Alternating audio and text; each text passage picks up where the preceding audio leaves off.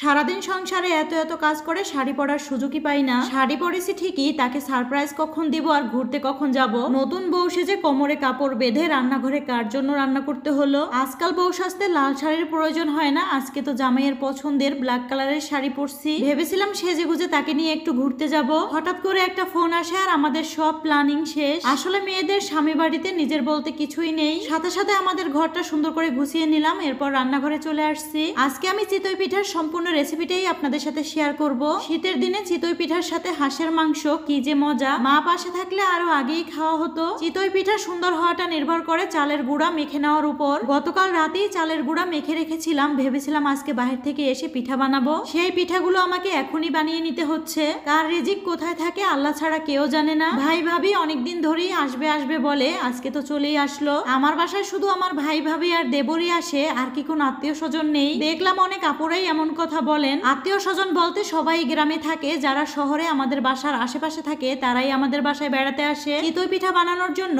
চালের গুঁড়া প্রায় 5 ঘন্টার মতো কুসুম গরম পানিতে মেখে রেখেছিলাম। আর পিঠাগুলো পারফেক্ট ভাবে বানাতে হলে অবশ্যই চালের গুঁড়ার সাথে একটু আটা অথবা ময়দা ব্যবহার করতে হবে। চালের গুঁড়ার পরিমাণ বুঝে 4 ভাগের 1 ভাগ পরিমাণে ময়দা মিশালেই হয়ে যায়। অনেকেই বলেন মাটির চুলা ছাড়া নাকি পিঠাই বানানো যায় না, আমি তো সবসময় গ্যাসের চুলাই বানিয়ে নিই। আজকে আমাকে একটু বেশি পরিমাণে রান্না করতে হবে, তাই একপাশে সবজি ভাজি বসিয়ে দিলাম। সংসারে এত এত কাজের মধ্যে নিজেকে নিয়ে ভাবারও সময় নেই। জামাই মাঝে মধ্যে বলে তুমি একটু নতুন বউদের মতো করে সাজো। আমার তো মনে হয় ওই বয়সটাই চলে গেছে, আর আমার ভাগ্যটাই এমন যখন যা প্ল্যান করি তার হয় না। তবে অন্য সব দিনের মতো ঘুরতে যেতে পারি নাই, তাই আজকে আর মন খারাপ হয়নি। আমার পরা এই সুন্দর শাড়িটা আমি নিয়েছি ফয়সাল ঢাকাই জামদানি ফেসবুক পেজ থেকে।